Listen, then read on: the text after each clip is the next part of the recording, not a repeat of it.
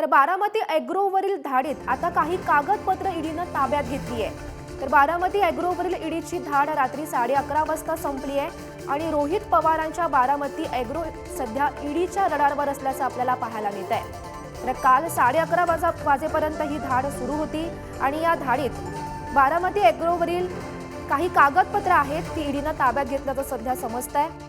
तर बारामती ॲग्रोवरील ईडीची धाड रात्री 11:30 वाजता संपल्याचं सुद्धा सध्या समोर येत आहे।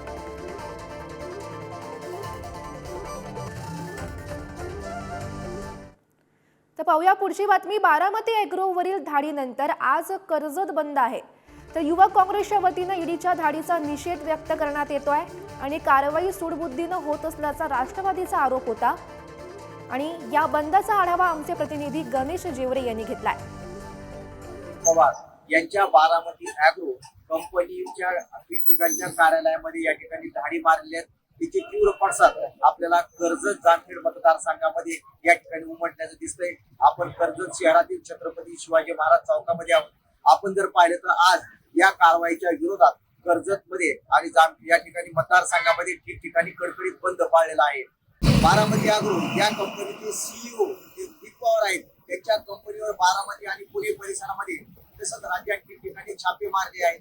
या छापेचे तीव्र पडसाद कर्जत जामखेड मतदारसंघामध्ये उमटले आहेत। या मतदारसंघाचे नेतृत्व ते करत आहेत आणि या छाप्याच्या विरोधात आज या ठिकाणी बंद पाळण्यात आलेला आहे।